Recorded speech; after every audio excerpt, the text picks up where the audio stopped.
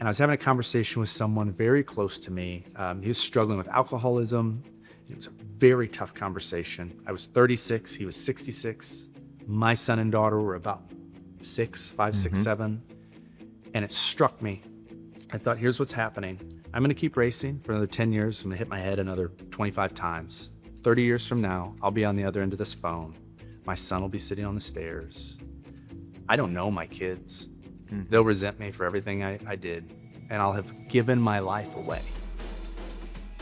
And I just couldn't unsee that. And so Joe Gibbs, all of our partners worked to let me out of my contract. Wow. I walked away. I felt like I was leaping off of something with no net. It was a crazy feeling. There's a whole Amish Carl theme. Everyone thought I just went off into nowhere, and I disconnected. I truly did. I disconnected from everything. And it was the best thing that I'm so grateful. Here's to bold visionaries, faithful investors who make God the goal. While some may call them crazy, we see a joyful adventure. God has empowered us to use courageous capital, solving the world's greatest problems under his power for his glory. Welcome to the Faith-Driven Investor Podcast. Opinions expressed in this podcast, including the team and guests, are solely their opinions. Hosts and guests may maintain positions and securities discussed. This podcast is for informational purposes only. It should not be relied upon as specific investment advice for any individual or organization. Thanks for listening. All right. Welcome back to the Faith-Driven Podcast. And I have to admit, I often interview people cooler than me on this podcast. Basically, everyone on this podcast is cooler than me. But today I'm interviewing someone a lot cooler than me. So I'm really excited for this. My friend Carl Edwards is here. He's one of the most accomplished drivers in NASCAR history, named one of the 75 greatest drivers of all time, and inducted into the NASCAR Hall of Fame just last year, a ceremony that I was privileged to attend. He was one of the greatest entertainers in the history of the sport, famous for his backflips after winning races. And if you haven't seen these, you should absolutely go on YouTube and witness these. It's a display of athleticism that I absolutely don't have. And more than that, he's a good man, a devoted husband to Kate, a loving father, and a great friend. Carl Edwards, thanks for being with us today, man. John, thank you. Thanks for having me. This is really exciting to be able to talk with you here in Columbia at Main Street. I'm really looking forward to this. Yeah, that's where I want to start. We're at Brent Beshore's Main Street Summit here in Columbia, Missouri, which also happens to be Carl's hometown. And Carl, where I wanted to start, you look at professional athletes and especially professional NASCAR drivers, and you just think, where did that come from? Where do you get into a sport like that? Yeah. Take us back to the beginning here in your hometown. How did you get into racing? So I love to be able to talk about this while we're looking out on Broadway. I actually ran a soapbox derby race that started about a block behind you and goes down the hill. And my father owns a Volkswagen repair shop here in town. Yep. He was when I was growing up, he was a mechanic. He got bored of that and went to law school and ran a law office out of his shop. If that tells you anything about my dad. So I was basically raised by this. In this household with a wild man that loved racing. Yeah. And through that, I guess in a way, I idolized, my dad as a competitor and an adventurer and a racer, and just dreamed of doing it. And so I started racing out of that Volkswagen shop with my father, the little car that we kind of put together. I was 15 years old at my first race. Wow. He went and had a fake driver's license made that said I was 16, which made him the coolest dad in the world. And I just fell in love with it. And so it's kind of difficult to go make a racing career out of Columbia, Missouri. At that time, it was something that people did here as a hobby, but no one was really doing it professionally. And so I was blessed. My mother was my biggest supporter, and a number of friends here kind of helped me go through the stages, and it was a real adventure. Yeah, I want to talk to you about how you broke into racing, because people don't often think of professional athletes like you as entrepreneurs. We interview a lot of entrepreneurs, but you told some great stories at your Hall of Fame ceremony and elsewhere about the kind of entrepreneurial journey you were on breaking into racing. Tell us more about that and what that process looked like. I never thought of myself as an entrepreneur, but now being around, all these guys at, Main Street and everyone that Brent's introduced me to, I kind of realized that I guess in a way that's what I was doing. And so for me, it was a very scarce environment. as far as capital and money is concerned. We just didn't have any money. I knew exactly what I wanted to do, which was drive any race car someone would let me. I wanted to be great at it. The problem was we had no resources. So it became evident to me that the number one thing was to tell people, hey, this is what I want to do. So I made these little business cards. They had this little glamour shot picture of me on it. And it said, if you're looking for a driver, you're looking for me. And I thought, I didn't know what marketing was, but I guess in hindsight, I was out there making sure everyone knew, like, hey, I'm Carl, and whatever's going on, I want you to know that I want to drive. And I would see them laying in the dirt at the racetrack afterwards. It didn't seem effective. But eventually I understood the concept of, like, hey, you only need to catch 1 or 2 fish to eat. That's it. And so a couple of those things worked out. And then as I progressed, I realized, this concept that I needed to be serving other people. I needed to be solving their problems. And so once I started thinking that way, I think that's when my career took off. So, for example, here in town, there was a really successful country radio station. They've got award-winning morning DJs. And I got them to allow me to be the NASCAR segment every week. And then I would go to the local sponsors, some of them right up and down the street. And I'd say, hey, I can get you some radio time every week. And then you give me $500, and that helps me go racing. And in that way, I guess it was an entrepreneurial event, but oh my gosh, it was wild. I mean, we never had enough of anything. And really looking back, that was part of the fun. Well, and for folks who don't know the racing world super well, obviously NASCAR is kind of the pinnacle, but there's a whole series of types of cars and circuits leading up to that you kind of had to work through, right, in order to get to your NASCAR career. What does that look like as a process? It's a complete, minefield. It's a mess. It's very difficult. It would be similar to saying, how do you make it as an actor? Yep. Obviously, the people who are at the top of the sport have talent, but that doesn't mean that talent is the only thing required. It was very, very difficult to get the opportunities. And so for me, there were a series of events which now I look back on, and it was, they are complete blessings. I mean, miracles from God. I wanted this so bad, but here's an example. There was a NASCAR truck team, and at this time, about 1999, NASCAR was literally the pinnacle of motorsports in America. There's a truck team in St. Louis. Yep. You're familiar with how far that is. I think you drove. I drove it last 1 a.m. last night. So a little bit of a drive. I had a scholarship to go here to the University of Missouri. I was barely staying afloat in engineering school, racing on the weekends, but I knew I needed to be around this truck team. There's no reason I should be driving the truck, but it was the closest NASCAR thing. And at that time, there were trucks, Busch Series, and Cup Series, about 90 teams. This was one of the lower teams in the truck series. And I would go there. They stopped taking my calls. So then I just show up. They said, we don't have a job. I was like, fine, I'll just be here anyway. And swept the floor, did what I could. And all the while racing locally, knowing that if I could just get an opportunity to get in this truck, my career could take off. After a year or two, I realized that they didn't have the resources they need, although they were much more resourceful than I was. So there was a local track here in Moberly, Missouri, that I raced at. They paved the racetrack. So my dirt car that I owned, about a $10,000 race car, that was our peak car. I couldn't race it there anymore. I'm working for this team that would love to go practice somewhere at a paved NASCAR-style track, but they don't have the money to rent a track. I'm trying to make this whole thing work, and I thought, man, I've got this idea. So I said, hey, if I were to rent the track for the day, for the team, would you let me drive for the last 30 minutes? And they said, wow, Carl, you're broke. I mean, you drive here and you're junk. How are you going to rent? I said, just if I did it. And they said, of course, that saves us $15,000. And then I went to the track and I said, hey, if I get all the local media to come up here, would you allow us to have the track for the day? I said, sure. And then I went to all the local newspapers and I said, hey, at about 4:30 p.m. on this date, this NASCAR team is going to give a local guy, me, this big opportunity. Would you cover it? And in doing that, I realized I was solving kind of everyone's need. I got to get into that truck. And Tony Roper, may he rest in peace, he died 2 weeks later in that truck at a wreck in Texas. He stood there, helped me, let me wear his helmet. And wow. I ran those 30 minutes.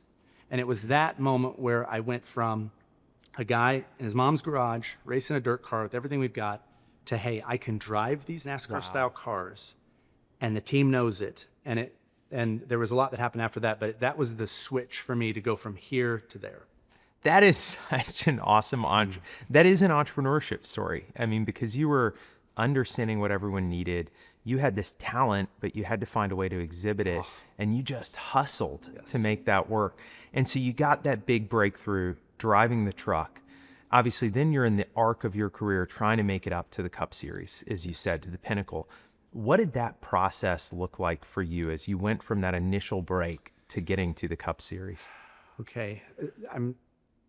People don't ask this question. I'm glad you asked it because it was a huge paradigm shift for me. I went from fighting for every single thing I could, every dollar, every opportunity, to fast forward, bunch of ups and downs. But I got hired by Jack Roush, who at that time had I believe, by money value, maybe the most valuable motorsports property in the world with Roush Fenway Racing. It was huge. And they hired me to drive. We had no sponsorship. It was a 1-year thing in the 99 truck. A guy named Kyle Busch quit about a month before Daytona. Oh, yeah. By the grace of God, I called them and just said, hey, I'll come mow the grass. I'll do anything. I want to be in your roster. And they said, we don't have a ride. 2 days later, they called back and said, you can't believe your good fortune. Wow. So I went to Daytona, and everything had to shift for me because I had to go from this building a career to actually performing at the highest level. And I remember making a very conscious process shift saying, hey, the one job that matters is no longer getting sponsorship. It is no longer pleasing everybody on the radio. It is no longer searching for money. I have to get into this seat and I have to deliver in the job that I am hired for. And it was simpler, okay? But it also took away a lot of excuses. It made it very, very clear whether I was succeeding or failing.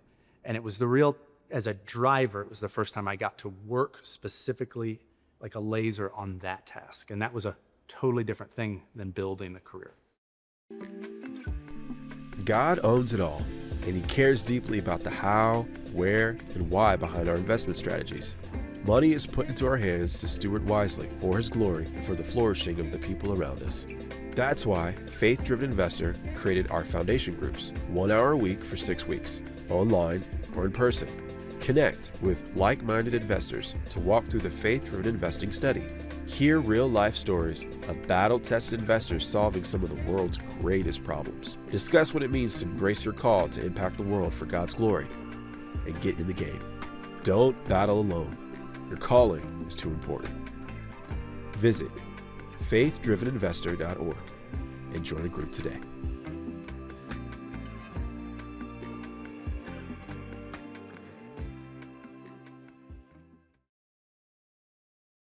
Take us inside that kind of discipline, preparation, improvement, because obviously to be a professional athlete at that level, and I don't know if everyone's had a chance. I've been in the pit at a NASCAR race one time, never been in the car, which is a totally different experience. And it is hard to understand the intensity and the pace of these things until you're close to the cars. It takes courage, perseverance, athleticism, discipline. How did you focus on those things in order to achieve at the level that you had to? So driving a car in a really competitive environment is very difficult. I was just completely blessed with some things inside of me that enjoy it. So the first thing is the fact that I enjoyed it so much made it simple for me. Now, it doesn't mean it was easy, but it was very simple just because it was like, it's truly what I enjoy. The act of driving a car really, really well at speed is, I think people say like the closest thing would be golf, okay? Because it's very precise adjustments and movements with a lot of pressure. And so, although they seem very different, you're having to repeat things at such a high fidelity and then also be able to give feedback to your crew all without, you cannot slow down for a second. I mean, by definition, you can't slow down. So a lot coming at you, a lot to perform at, a lot to communicate, and and for me, I felt like the advantage I had, and now I look back on it, that's what is just the ability to focus on one thing, and everything else falls away. And yeah, like I said, it was really fun for me. Well, in performing at that level, obviously, you get hit by a lot of stuff at once. There's the pressure to perform. Like you said, your scoreboard is very public. Yep. There's fame, which eventually came as a part of this, and all the pressures that come with that. What was that experience of kind of going from trying to make it to suddenly being at the top of your profession? And what role did mentors or friends play in that process?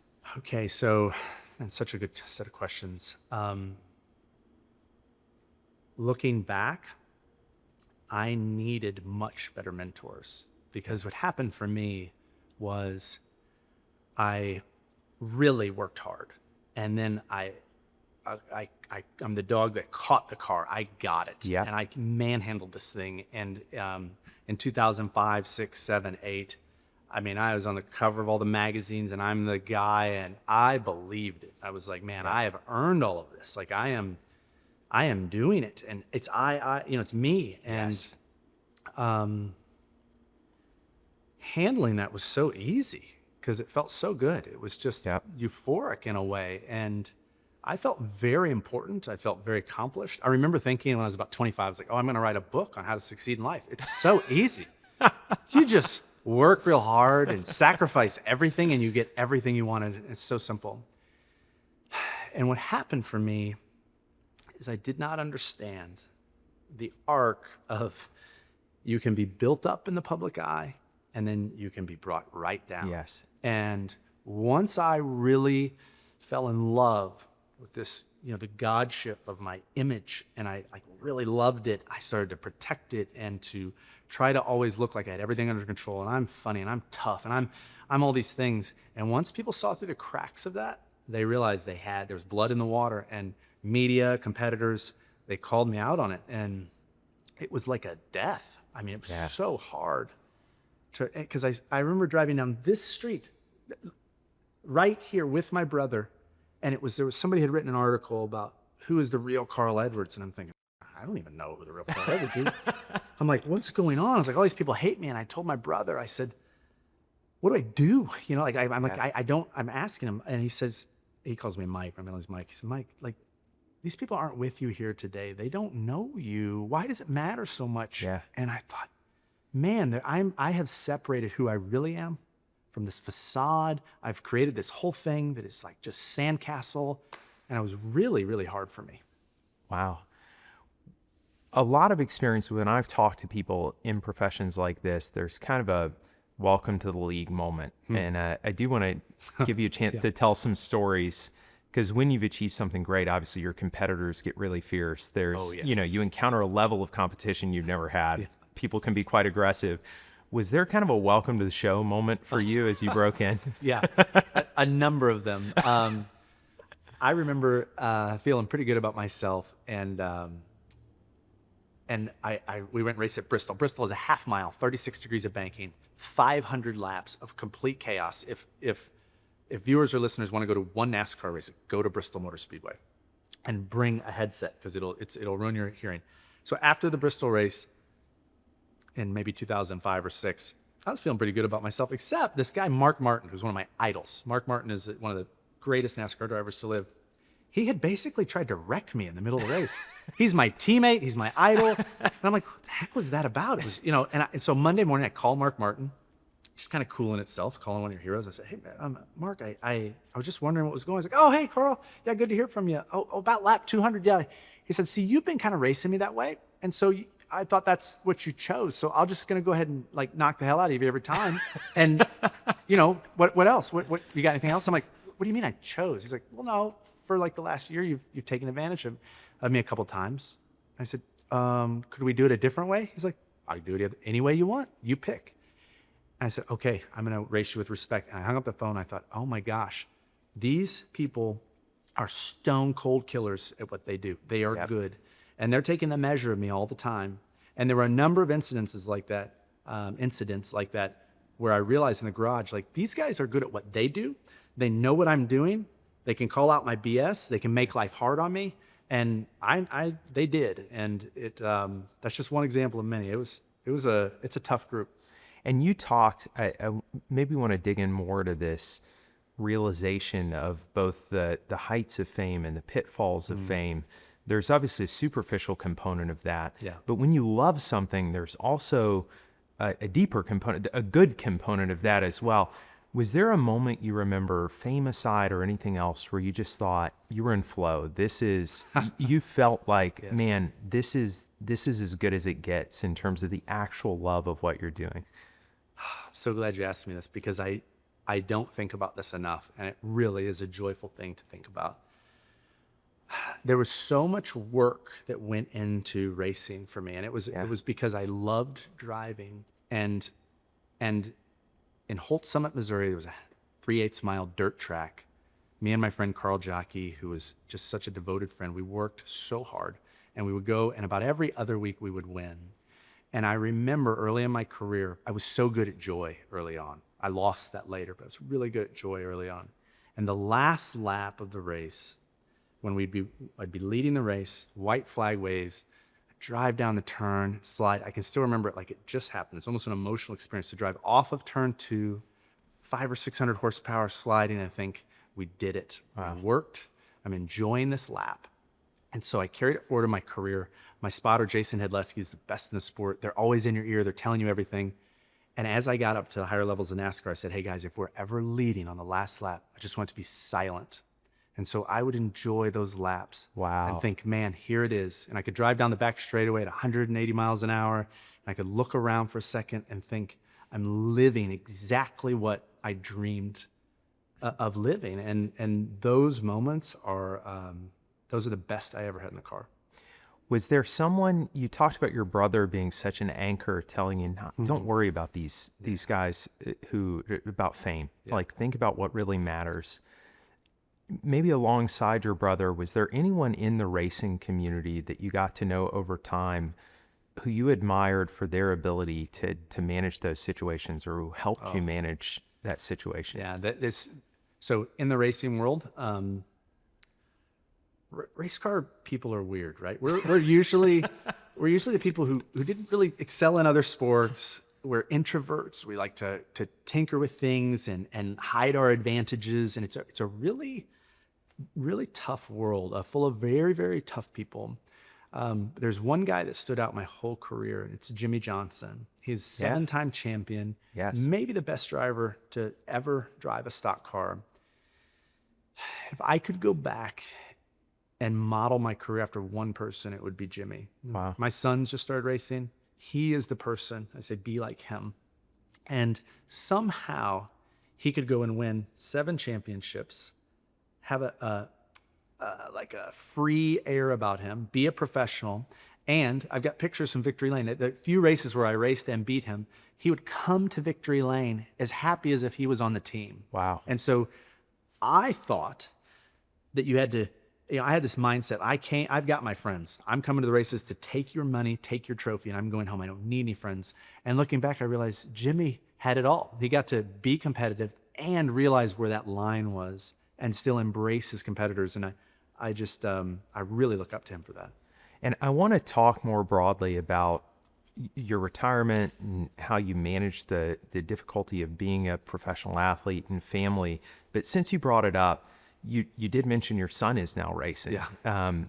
What is that like for you, and how are you seeking to speak into that experience for him based on what you've learned? Well, I'm not racing right now. Yeah. Because I realize for me, it's not the thing that's the priority in my life, and it takes everything. It takes all my bandwidth. So, I don't want to hit my head and ruin my future cognition. I don't want to spend all my time away. I don't want to focus so hard on this one little thing.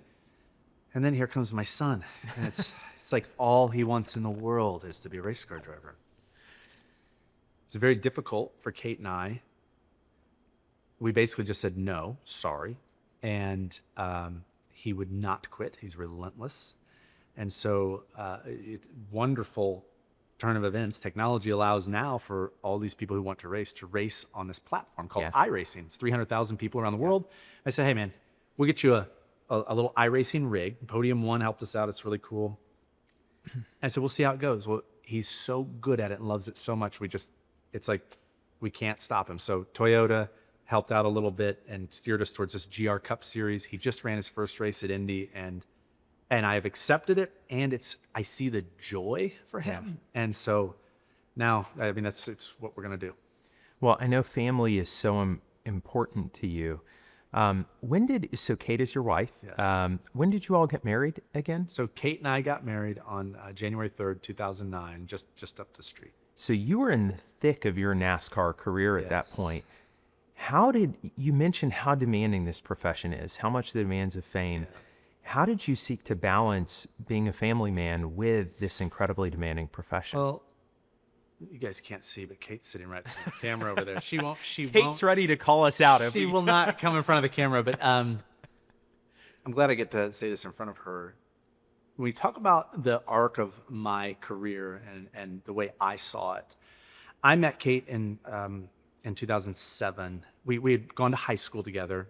Oh. We were not friends in high school. I ran into her about 10 years later. It's a funny story. I had no interest in dating Kate. And I don't think she had any interest in dating me, but her friend's dad said, you and her belong together. I was like, whatever. He gave me her phone number on a piece of paper. And fortunately, she went out with me and tolerated me. But just around the end of 2008, I had been winning a ton. And it was the first time it was that time when people saw the cracks and I was trying to figure things out. And I realized this is not all what it appears. And Kate was the only woman in my life who I knew in my soul that she cared not a bit about the facade. Wow. She didn't care if I raced. It's awesome. And so I knew, I tried to break up with you that one night, and I woke up in a panic the next morning, and I knew that I was going to marry her. And so, yeah, we got married 2009, and then we went on a wild roller coaster. Kate's a physician here in town. Mm-hmm. She was a fiercely independent woman. She said, I'm going to work full time. I don't care about your racing. So she'd work Monday through Thursday. She filled her week with 4 days, hour-wise. And I would be like basically sitting there like, we got to go. We throw the kids in the airplane, go to the racetrack, live in a motorhome Friday, Saturday, Sunday, get home at midnight on Sunday. Wow. And she'd go to work on Monday morning. And we did that from 2010 till I retired in 2016. It was it was total, as hard as you could go as a family. And I give Kate a lot of credit for keeping everything together then. And take us to that retirement decision. You've talked about this arc. And for those who don't know, you legendarily walked away from the profession at the height of the profession earlier than many drivers had. What went into that decision for you? So I was not a believer. Now looking back, I see the Lord working through my life in the most amazing ways. He tolerated a lot and was very patient with me. But the last season I drove was for Coach Joe Gibbs. I drove 2 years for him. I had a year left on my contract. I was in the best situation I've ever been in. Just the greatest cars and crews. My crew chief, Dave Rogers, and I were best friends. And I learned all my mistakes with my other crew chiefs. So I treated him well and he treated me well. We finished the season basically a few laps away from winning the championship. Thank God we didn't win it. I'd probably still be racing. And I came home, and for about a year, something had been stirring. I thought, man, this doesn't feel quite right. And Sahil Bloom spoke yesterday, and he put up on the screen, he said, I want you to think in your life, if there were a movie, you were in a movie, what would the crowd be screaming at you? You know, do this or don't do this. And I could feel this thing saying, man, I don't know if you're supposed to be doing this. And the moment for me was sitting in our house in the winter after the 2016 season. We were going to go win the championship the next year. Everything was just on cruise control. And I was having a conversation with someone very close to me, an older man, extremely close to me. And he was struggling with alcoholism. It was a very tough conversation. I was 36. He was 66. My son and daughter were about 5, 6, 7. And it struck me. I thought, here's what's happening. I'm going to keep racing for another 10 years. I'm going to hit my head another 25 times. 30 years from now, I'll be on the other end of this phone. My son will be sitting on the stairs. I don't know my kids. They'll resent me for everything I did. And I'll have given my life away. And I just couldn't unsee that. And so Wow. once that was clear to me, it took me about a week of wrestling with it. I went to Joe Gibbs's office and said, we need to talk. And I was fully prepared to have to race. I thought he would force me to.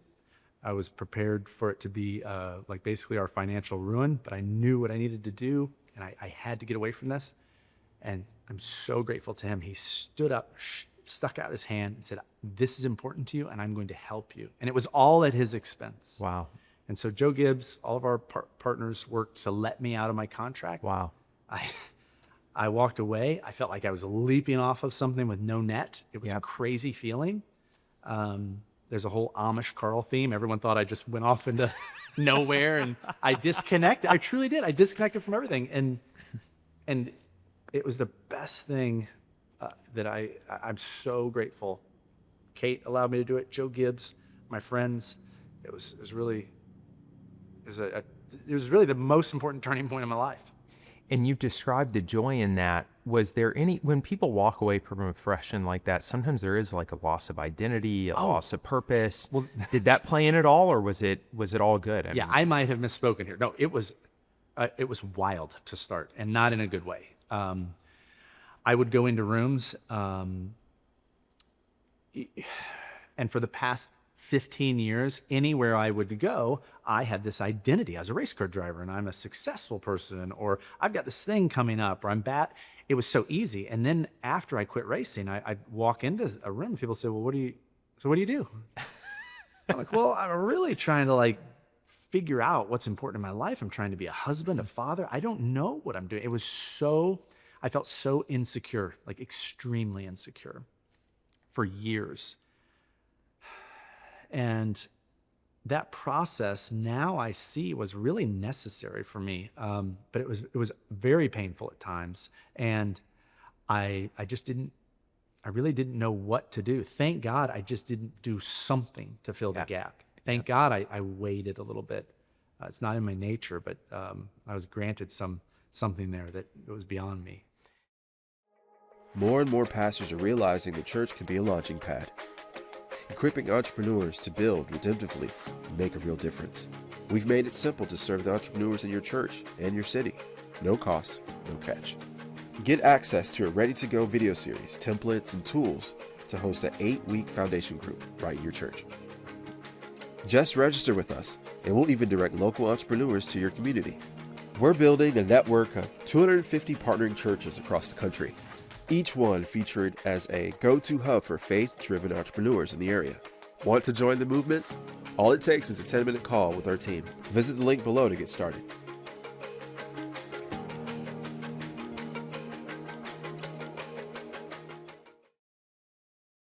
And might want to touch on what might be relevant to that. You mentioned you weren't a person of faith while you were driving. Yeah. You've had kind of an interesting faith journey. Yeah. Would you mind talking about how that developed and what that's looked like? Sure. So during COVID, I took up jujitsu. I was like, this is great, right? I get to go into a room and get out all this physical energy and meet interesting people and be challenged. And there was a gentleman there, Justin Dyer, and Justin is now at UT. He's amazing. And I've always been into policy in the sense of how it shapes our world and people's opportunity within it. And Justin just knew everything. And so Justin was a black belt there. I'd go wrestle him really hard. He beat me every time.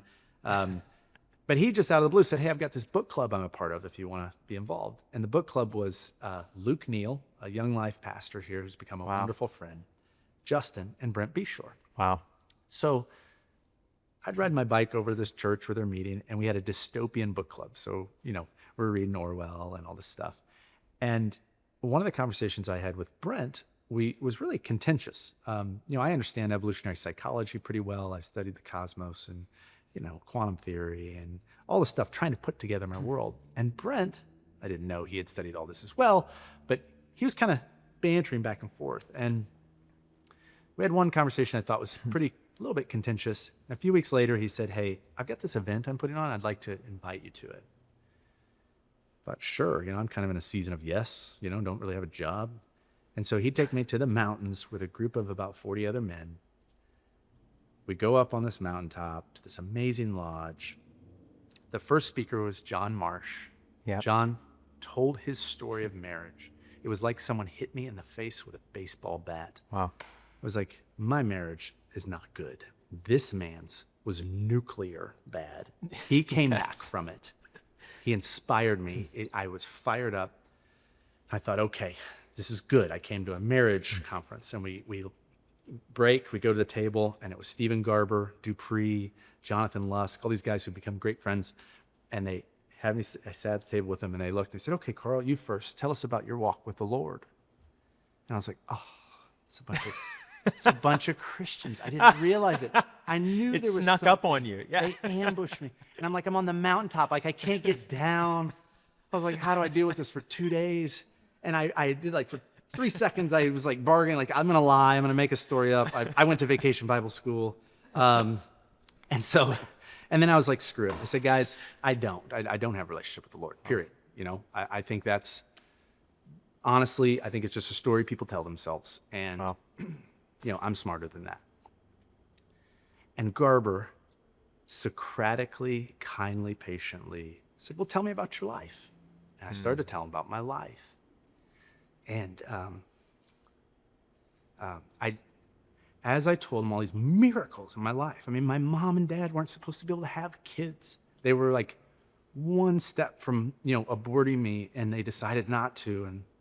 And I've seen these amazing things that from start to finish. But, you know, I've got all this science on the other side. And Garber looks at me and he says, hey, Carl, so all this stuff that's real, right? What about these miracles you're telling me about? He said, did those really happen? I said, gosh, yeah, I guess they did. And he said, well, if you haven't seen God walking beside you your whole life, you're blind. He said, I've never heard anyone who saw. And I thought, could that be real? If I took the veil off and thought of the world that way, could that be real? And I did, and it is. And so that was the moment. I came home and I told Kate, I said, hey, it's a really strange thing happened. I think I might be a Christian. I believe in God. I see him now everywhere. Wow. So that was the start of the journey for me. Wow, Carl, that's amazing. Obviously, these relationships have really shaped you over time. If we fast forward to now, I know you're still a man of varied interests. You're investing some. Yeah. You fly planes, which is really cool. You still do jujitsu. This is a video podcast, so everyone can tell you're in much better shape than I am. So you're probably quite good at jujitsu.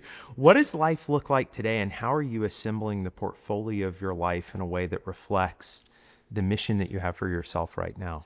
Okay, so Kate and I are in a big shift right now, and we're trying to figure it out. You know, the first time at that same event up on the mountaintop, I heard Pete Oakes speak. Yeah. And I have to admit, it terrified me. I hang on to money as a safety net. You know, complete transparency. In all honesty, I have a number in my head and a set of assets where I believe, you know what, I can lose everything, but as long as I have that, I'm safe. Yep. Okay. Gentlemen like Pete Oakes. I met a guy at the Broadmoor the other day who gives away hundreds of millions of dollars. They have challenged all of this in my life. You know, understanding what you do, and I guess simply put, the stewardship of the resources that were never mine to begin with is just now I'm able to, you know, spin this around in my head and think about it. So fortunately for us, because I didn't know anything about money, when I started making some money, we bought farmland, but agricultural land. And that was good for us. It was simple, I understood it. Now we are trying to figure out how to hang on very loosely to what we have. We're just not good at it yet. And so friendship and God have helped me to try to get my head around letting go of this scarcity mindset and embracing the fact that none of it's mine to begin with, that this is all a miracle. I'm just not there yet. And it's something that we're struggling with every day to try to understand. You know what's interesting, Carl, and I won't project my own experience on you, but to offer a word on that, you know, I've been writing a lot about money and human flourishing lately. And you do carry forward all of these mindsets from when you're a kid. And when I was a kid, when I was born, we lived in a single wide trailer in Florida. My dad was a rodeo cowboy. I remember from being a kid, not knowing that we didn't have enough and knowing that money was scarce. And even now that's not really a problem, and I have all of these people around me who have the right values, it's tough to let go of some of the things you grew up with, and this fear. When you've experienced poverty, it's tough to let go of the fear of that and the scarcity of that. It is. But at the end of the day, I'm just starting to see, so back to my mother, when I had made it to I'd won all the local dirt track races. I went and drove that truck that we talked about earlier. I knew I could do it, right? I was like, I can do this. Yeah. We had to make a huge financial leap. There was a car for sale. It cost $32,000. And I knew if I could succeed in this series in any way, everything would work out. I sold everything I had. It amounted to, I think, about $14,000. My mom and dad had $18,000 life savings. That's what they had. The bank right down the street. My dad said, hell no, we're not buying this race car. He knew a lot about racing. And my mom said, well, seriously. She's like, son, is this the only way? Is there any other option? I said, no, there is nothing else. I've expended everything. If we don't do this now, nothing will happen. If we do it, almost certainly it'll end badly, but there's an opportunity. They went to the bank at their life savings and gambled it on this race car. Paper bag full of cash. We took it to New Franklin, Missouri, and bought a car. And so with that story in mind, I'm starting to see now that I don't really know what our money's for. It might be for something that's a generation or two down the line. I don't understand it. If my mom didn't take that risk with everything she had and hang on to it that loosely, it was her life savings. I mean, I wouldn't be sitting here talking to you. Yeah. And so I'm trying to get my head around what generosity really looks like. It's very difficult for me. Wow. Carl, I want to pick up on this topic, your mom pouring so much into you. One thing I've come to know about you is just how dedicated a dad you are. You actually love kids broadly, it strikes me. I think you got a group of kids here at Main Street Summit. You care about education. What does that look like for you now as a dad and as someone who invests in the education of kids and others? So when Kate and I got married and we had kids, I really thought my priority was my kids. I thought that was it. And now I realize they're third. And it's through loving Kate that I can actually help my kids. Yes. And I think the way to exemplify that is after meeting John Marsh, I talk about that time on the mountain, and it changed my life in so many ways. I flew John Marsh and his mentor, Brother E, home. We still have an airplane that we're able to use for all sorts of wonderful things. And we came down the mountain, picked up my two kids and my wife, and we all got in the plane, dropped my family in Missouri, went to Opelika, came home, and about a week later, my daughter, she came up to Kate and I, and she said, hey, Mom and Dad, I think I might get married. Someday. I might get married. I thought, well, okay, interesting. What was weird? I mean, why is that news? Like, what's going on? And I said, you weren't going to get married? She said, no. She's about 13. She said, I had made a vow that I'm never going to get married. But then in the back of that airplane, that guy with the funny glasses and the accent, for about an hour and a half, she said, he talked about his wife in a way I didn't know a husband could love their wife like that. And I think I'd like to be part of something like that. Wow. So that was A, hard to accept, and B, a real kick in the behind to get going.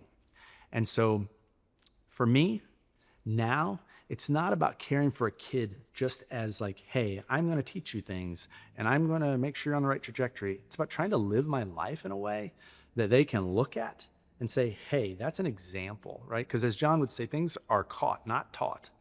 And so for me, it's a challenge every day. I am a self-centered, needy, narcissistic clown, but trying to love Kate and have my kids see it, I feel like will help them the most. And so we got a neat little group of kids that are all here. Brent has let them come here and be inspired by you, by a lot of the speakers. And yeah, we just feel like showing them what great people do, like how they handle themselves, the things that you do, things that a lot of your listeners do.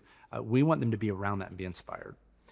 So I want to give you an opportunity to close. A lot of folks listening have this dual commitment to be exceptional at what they do. They do want to be, and there's a great purpose in being professionally motivated and excelling at something and developing a craft, whatever that is. But they also want to be people of authentic faith. They want to lean into their families. They want to be positive for their communities and for others. What advice would you give to people trying to balance those things in their own lives? Okay, far be it from me to give advice, but I can tell you with 100% certainty what is true to me. And that has been that in my soul, when it made no sense to anyone else, I knew that this thing, driving a race car, was important to me. I loved it purely. And chasing that became such a wonderful adventure that yielded so much fruit. Although it appears much different on the outside, the same exact feeling and stirring in my soul was to, hey, stop this. This is not your role. You're in a different season. Screw the money, screw what everyone thinks. And deciding to change, but to follow that same, what I know now is that it's God, it's the Holy Spirit, to make sure you're true to you and you're doing things out of joy and love. Everything else follows. And I just hope that people feel empowered, that they know that they don't have to put on a facade for anyone else. They don't have to worry what everyone thinks. I tried that. It's no good, no matter how much money you make. Carl, this was an awesome conversation, man. I mean, genuinely, as I've come to know you over the last couple of years, you're just such an inspiring and thoughtful person. You're definitely not a clown. We're men, so we've been clowns for much of our lives by nature, but you're actually one of the more thoughtful, introspective people that I've had the opportunity to get to know. And I know everyone will benefit a great deal from hearing about your journey. And we just appreciate you sharing that with the folks who are listening today. Thank you. Thanks so much for being my friend. Come for content, stay for community. Join a faith-driven investing group Online or in person. Visit faithdriveninvestor.org. That's faithdriveninvestor.org.